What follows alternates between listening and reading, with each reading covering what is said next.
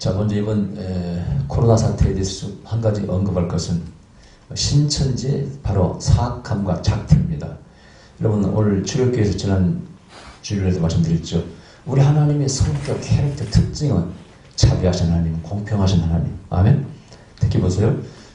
예, 우리 앞장 23장에 보면은 내가 미워하는 자, 원수의 나귀가 짐을 싣고 다 쓰러져 있을게. 짐이 깔려 있어.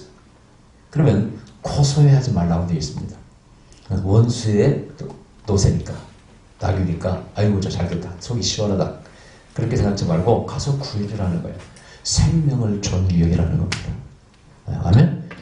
약자 보호사상, 생명 존귀한 여기는 사상, 이런 것들이 다 율법이 담겨 있어, 성경에.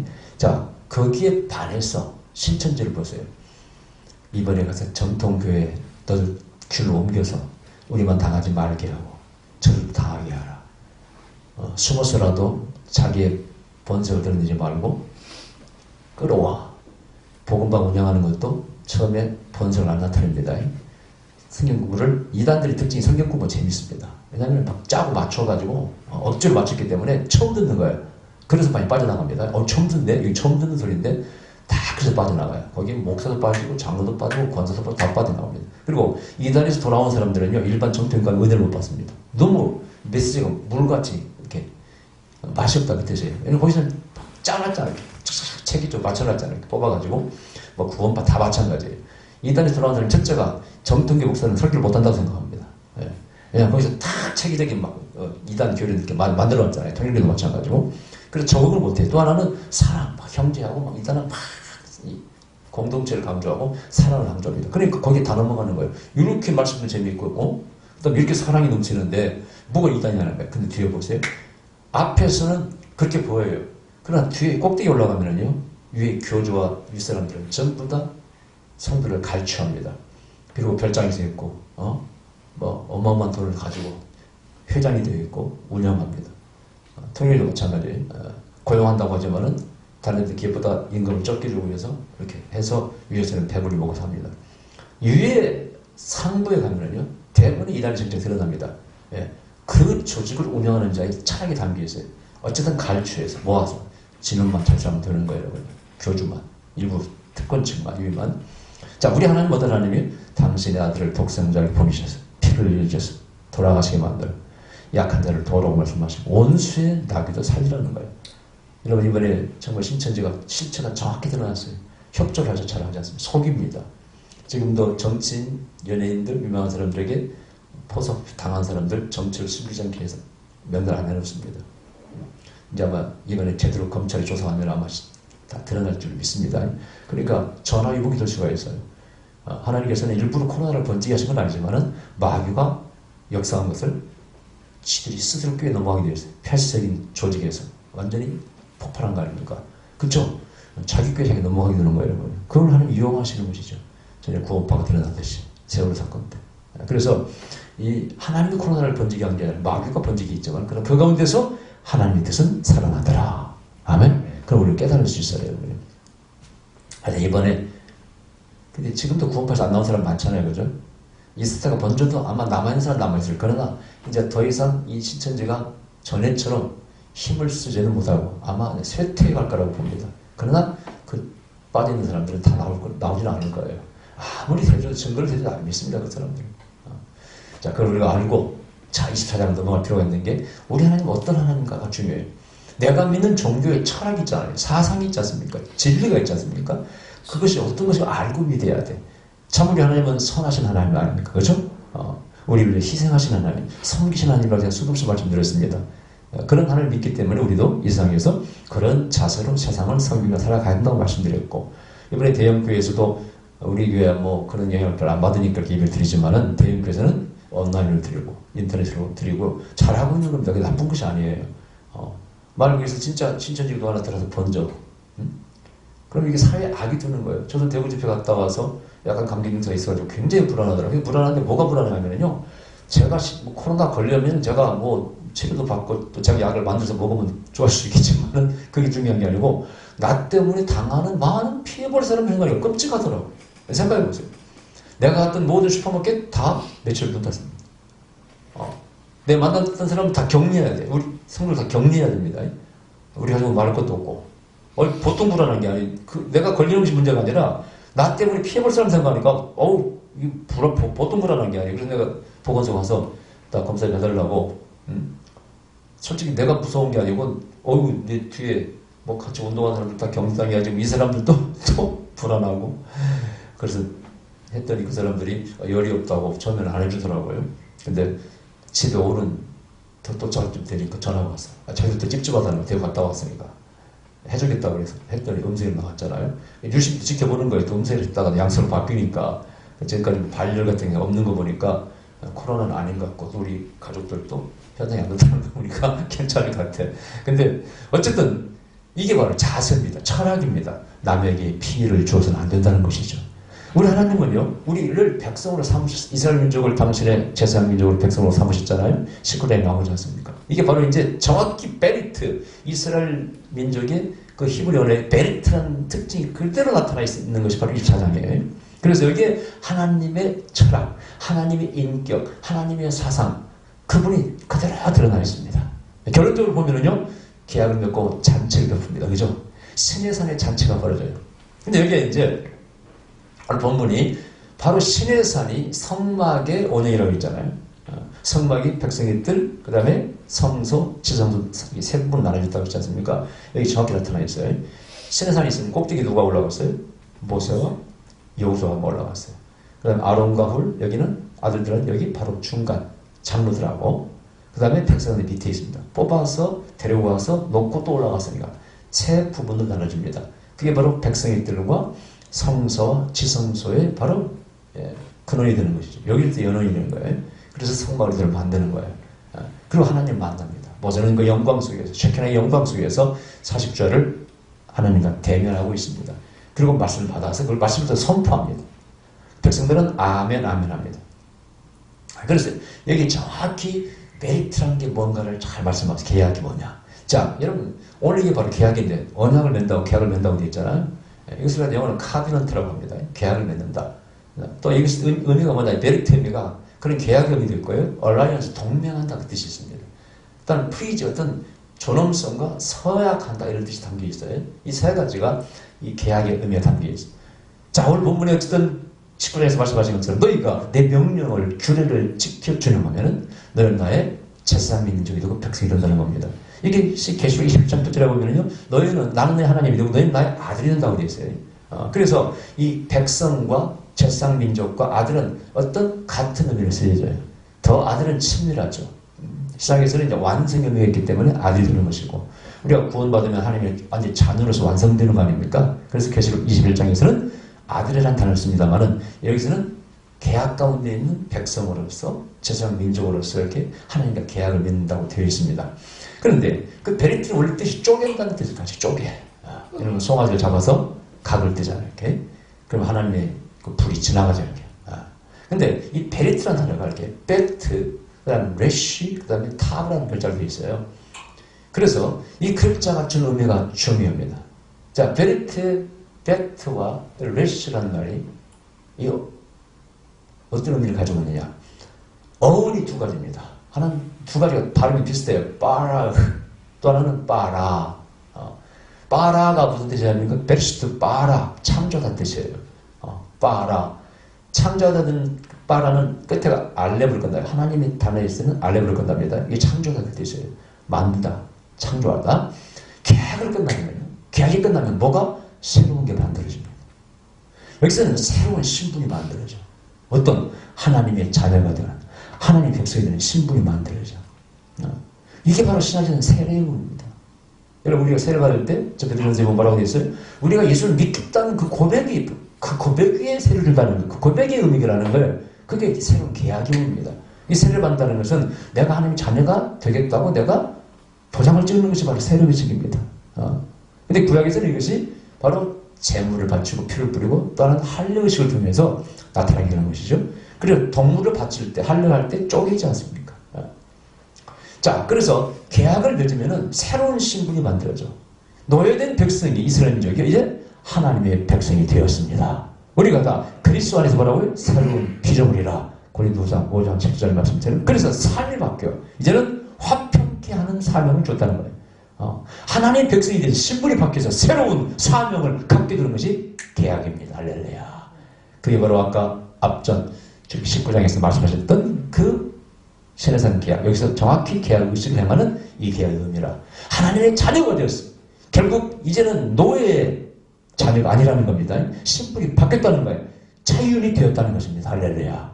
더 이상 노예가 아니고 종이 아니라 죄의 종이 아닙니다. 마귀의 종이 아닙니다. 그래서 하나님의 자녀가 되면 이제 하나님 아버지를 닮아가는, 하나님의 말씀을 따라가는, 하나님의 우리 창조의 목적을 회복해서 그 목적을 실현하는 목적 있는 삶을 살게 된다는 것이 할렐루야. 그게 창조음이에요, 여러분. 야, 저는 이 말씀 묵상하면서 봐라. 이게 창조하던 어원에서 나왔구나. 너무 재밌었어요. 사실은 저도 마찬가지예요. 제가 예수 믿고 난 뒤에 창조가 되었어요. 새로운 신분을 갖게 됐습니다. 그전에는 맹목적인 삶을 살았어요. 막연히 돈을 벌어서 사회사업가 돼야지. 그런 생각으로 살았습니다. 그러나 예수님 믿게 되고 정말 하나님을 섬기는 게 이런 것이구나. 정말 인류를 위해서, 저들 영혼을 구원하기 위해서, 평화를 위해서 내 시야가 더 커졌습니다. 심지어 우주의 끝까지 제 시야가 넓어졌어요. 우주를 바라보는 거예요. 이번에도 제가 시를 하나 썼어요. 코로나 19이라는 시를 썼는데 뭐라고 썼냐면 정말 보이지도 않아. 왜소한 존재입니다. 그냥 코로나 이거 우리 눈에 보입니까? 돋보기로 보여요? 안 보이잖아요. 근데 무시할 존재가 아니야. 지금 코로나는 코로나 전성시대입니다. 그죠? 저들은 지금 번성하고 있는 거예요. 근데 우리 반대편 우리 잘난 똑똑한 인간들, 창조의 멸류관이라고 하는 인간들은 죽음과 공포입니다. 눈에 보이지 않는 작은 존재가 가장 잘나고 똑똑하고 사자를 죽이고 코끼리도 죽이는, 공룡도 다 죽여버린 그런 인간들을 소리 소문 없이 죽여. 심지어 이번에 엘리베이터에서 말도 그냥 서 있었는데 걸렸다는 거 아니에요. 이 공기전파가 된다는 거 아닙니까? 늘 얘기했잖아요. 이 공기전파가 되는 거다. 사태를 보면은 우한 사태가 저렇게 번지는 것은 절대 꼭 비말만 가지고 되는 게 아니고 코로 더 많이 나온답니다. 숨 쉴 때. 여기 우리 입김이 나가면 이름도 다 입김에 포장하잖아요. 거기 다 들어있다는 것이지. 그래서 공중전파 된다는 거 아니겠어요? 그죠? 근데 그 작은 것이 말이죠. 맨 위를 떨치고 있어요. 벌떼가 밍밍거리고 있습니다. 그때 우리는 겸손해져야 됩니다. 그죠? 작은 것이 인간을 이겨요. 여러분, 코끼리가 제일 무서운 게 뭔지 아세요? 쥐가 코끼리 코스에 들어가면 쥐가 코끼리가 꼼짝 못한답니다. 내가 진짜가 뭐가 가짜인지 모르겠지만 일리가 있는 얘기예요. 그래서 인간은 겸손해야 된다. 그리고 지극히 작은 것들을 건드리면 안 돼. 진짜 중국에서 말하는 것처럼 천상갑에서 나왔더니 뭐가 나왔는지 모르겠어요. 근데 왜 그게 나왔냐 이거야. 동물들 잡아먹기 때문에 그런 거 아니에요? 그래. 쓸데없는 살성이 있지 않습니까? 만일 그 안에 연구소에서, 세근 연구소에서 실수로 마찬가지로 건드린 겁니다. 원래 있던 자리에 있게 해야지. 그래 안 그래요? 그래서 내가 마지막 끝에 너의 그 존재를 이제 인정할 테니까 네가 있던 자리로 돌아가다오. 없어지라는 말 못해. 생명체이기 때문에. 네가 원래 있던 자리에 돌아가다오. 원래 있던 자리를 팍 차고 나와서 이 문제가 된 거 아닙니까? 그죠? 그래서 그렇게 시를 맺었어요. 어쨌든 우리 인간이 참 겸손해야 된다고 생각이 듭니다. 그러면서 모든 것이 다 창조의 목적이 있어요. 악한 것은 악하게 만든 것처럼 보이지만 그러나 그 자리에 있으면 악한 것도 아니에요. 이것이 자리를 벗어나면 마치 천사가 파괴되는 것처럼 나쁜 캐릭터를 갖게 돼요. 그리고 파괴한 데서 받고 거기에는 사망이 뒤따릅니다. 우리도 마찬가지입니다. 인간의 창조의 목적이 있는데 그걸 벗어나게 되면 우리도 마찬가지예요. 남에게 피해를 줍니다. 고통을 줍니다. 남에게 힘든 존재가 돼요. 제가 항상 하는 얘기, 나 때문에 모든 사람이 행복했으면 좋겠다. 제가 항상 모토가 그걸 하겠죠. 이건 종교라는 게 그런 거예요. 이게 진리운동이고 생명, 진실운동입니다. 사랑운동입니다. 그래 안 그래요? 신천지처럼 숨어가지고 교인 빼가기나 하고 남 아픔을 주고 이게 뭔 진리가 있겠냐고. 그걸 대번에 그건 알아야지. 이거 문제가 사이비로구나 알아야지. 그걸 훈련받아가지고 숨어 들어가서 교인을 빼가고 그 짓 하고 있어. 그걸 헌금해가지고 교주만 배불리 살게 하고. 이런 어리석은 자들이 있습니다. 여러분, 하나님께서 우리를 창조해서 계약 가운데 창조했습니다. 새로운 백성으로 만들었어요. 하나님 자녀를 만들었어요. 그것은 하나님의 창조의 목적을 이루라고. 그건 창조의 목적은 선입니다. 사랑입니다. 평화입니다. 행복입니다. 이게 바로 종교의 목적이 되어야 됩니다. 우리 성경의 목표입니다. 나그네를 회복하는 것입니다. 아멘? 잃어버린 나그네를 회복하는 거예요. 명심하셔야 돼. 이걸 모르면은요, 자꾸 이단에 빠집니다. 이상한 교리에 빠집니다. 내가 절대 빠지지 말아야죠. 보편적인 진리를 가르치는 종교가 진짜지. 사랑과 행복, 평화를 가르쳐야지. 자꾸 우리만 선별된 민족이요, 선별된 사람이 우리만 구원받는다. 13만 4천이 돌아라. 우리 교회만 생명이 있다는 식으로 은근히 가르치는 그 전부 다 뭐 한국의 옛날 큰 믿음교회는 전부 다 사이비라고 그러지 않습니까? 사이비를. 우리 교회만 어렵다. 전부 사이비입니다, 여러분. 명심하셔야 돼. 모든 종교는요, 항상 사랑과 평화와 더불어 같이 사는 하나님께서 이 우주를 그렇게 만드셨지. 싸우라고 만드셨게 생각해보세요. 그렇게 판단을 잘 하셔야 돼요. 우리 교회만 어려운 척하는 게 절대 하지 마시기 바랍니다. 100% 사입입니다, 여러분. 대형교도 마찬가지예요. 자기 교회 자랑만 많이 하고 개쪽게 우습게 하는 교회 절대 가지 마세요. 사입입니다.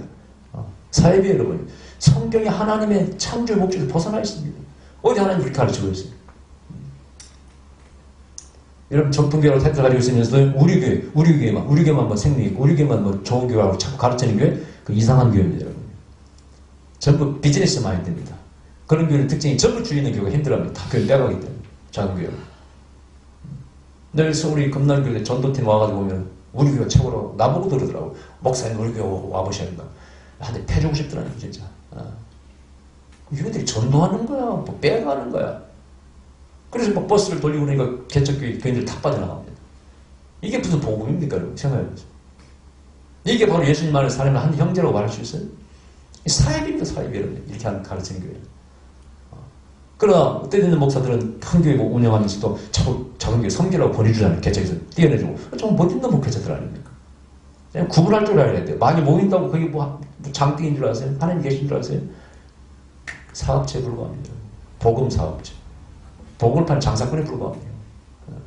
그 다음에 이 베르트가 또 하나는 바라는요. 끝에가 해로 끝납니다. 바라흐입니다. 이게 중요한 뜻이거든요. 이게 바로 먹다, 먹이다. To eat, to feed라는 뜻을 가지고 있어요. 먹다, 먹이다. 보세요. 본문에 하나님께서 잔치를 배설했다면서요. 이스라엘 백성이 하나님을 뵈면서 같이 먹고 마셨다고 되어 있어요. 잔치입니다, 이게. 여러분, 계약이 끝나면 잔치 할 만도 하죠. 예를 들어 땅을 팔고 사기 위해서 파는 사람은 안 팔리면 땅이 팔리는 게 얼마나 좋아. 어떤 분 전화가 왔어요.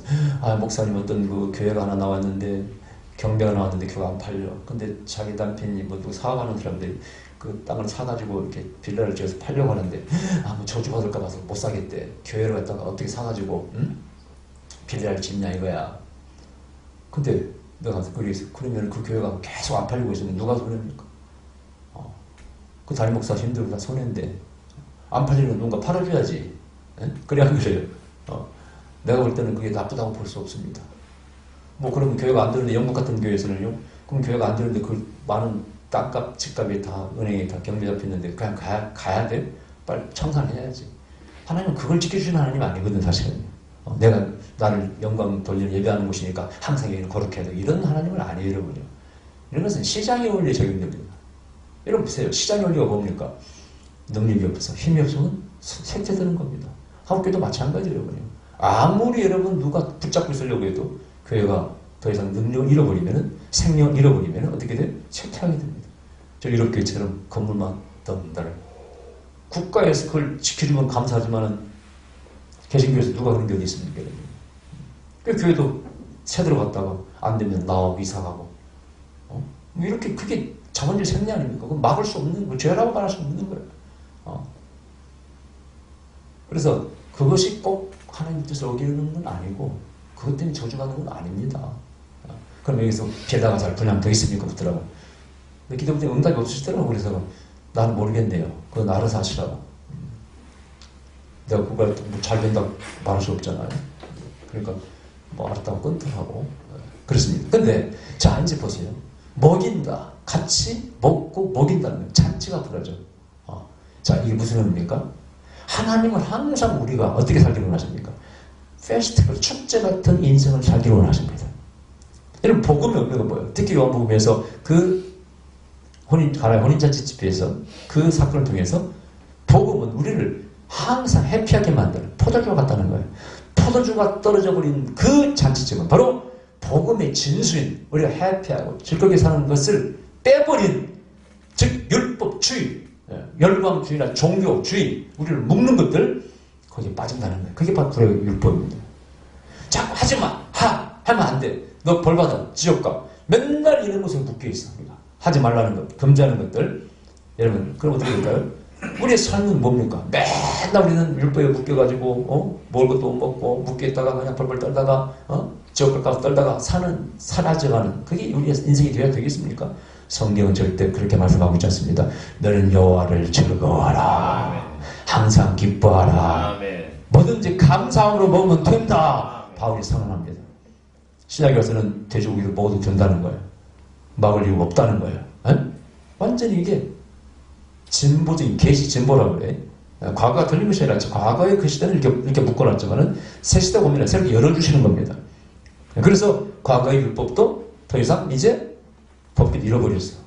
성전은 파괴됐습니다. 왜? 은혜의 시대가 왔기 때문에. 이걸 진보라고 말하는 거예요. 그런데 그 당시 시대 상황이 이렇게 하나님께 말씀하셨지만은 이제 새 시대가 오면 거기에 맞게끔 진보하는 겁니다. 지금도 이번 코로나 사태가 오니까 인터넷에 예배를 드려. 간단해요. 미리 찍어서 유튜브만 올려놔도 돼요. 그냥 그래요. 그럼 집에서 가족들이 딱 컴퓨터 틀어놓고 그거 맞춰서 찬송 부르고 헌금해서 보내면 되는 거 아니겠어요? 그렇게 해서 국가에 이런 전염병 번지는데 뭐 얼마나 협조할 수 있지 않습니까? 절대 생긴 틀린 게 아니에요. 그러나 예천 년 전에 그게 상상이 할 수 있었겠습니까? 제사 하나 드리던 동물을 잡아서 희생제물을 드리던 그 시대에 상상이 할 수 있겠냐고. 이건 다 진보되는 겁니다. 번제는 흐리지 않고 번제는 바뀌지 않고 진보되는 거예요. 그걸 우리는 받아들일 줄 알아야 됩니다. 틀렸다고 하는 거 안 돼요, 여러분. 자, 그래서 어쨌든 여호와를 즐거워하라. 항상 기뻐하라는 거. 뭐든지 감사하고 된다는 거예요. 이것은 뭡니까? 나는 억지하는, 나는 누르는, 나는 푸시하는 공포의 하나님이 아니라는 거예요. 내 앞에서 먹고 마셔라, 즐거워하라. 자, 그래서 유대인들은요, 토라 말씀을 공부할 때 제가 말씀드렸죠. 꼭 뭐라고요? 꼭 먹을 걸 같이 먹으면서 공부합니다. 여기서 다시 시작된 거예요. 여기서 말씀을 선포하자는 모세가 백성 아멘을 화답했다고 되지 않습니까? 그래서 하나님 말씀은 즐겁다는 거예요.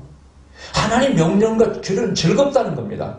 무거운 게 아니라는 거예요. 하나님은 우리를 공포, 힘들게 하고 경배만 받는 우리 재물만 요구하는 그런 신이 아니라는 거예요. 내 안에서, 내 앞에서 너희는 즐거워하라는 거예요. 너희 즐거워하는 것을 보는 데가 행복하다는 거예요. 그게 우리 하나님이십니다. 아멘? 이게 바로 신의 계약의 의미예요. 자, 여러분, 그러니까 하나님 믿을 때 우리는 어떻게 믿어야 돼? 항상 해피, 즐거워야 됩니다. 제가 토라 공부할 때 다이앤 집에 가서 미국에 항상 이제 말씀 공부하잖아요. 그러면 피스김, wait a minute, I forgot something. 그래, 김 목사님, 잠깐 뭐 잃어버렸대요. 난 뭐 잃어버리나, 당황해. 그럼 학교 가서 빵하고 캔들을 딱 갖다 놔요. 그러면서, 자기들은 꼭 그렇게 한대. 말씀을 배울 때는 항상 하나님 말씀은 맛있고, 달콤하고, 또 즐거운 것이기 때문에 먹을 것 먹으면서 말씀 공부한다는 거예요. 여기서 유리한 거예요. 특히 유대인들은 아이들에게 말씀을 가르칠 때 캔디를 줍니다. 하나님 말씀은 꿀과 송이처럼 달다는 거야. 괴로운 게 아니라는 거예요. 그래서 캔디를 주면서 이렇게 말씀을 가르쳐요. 이게 바로 이 종교의 특징이에요. 이게 바로 우리가 믿는 하나님의 특성인 캐릭터입니다, 여러분. 아멘.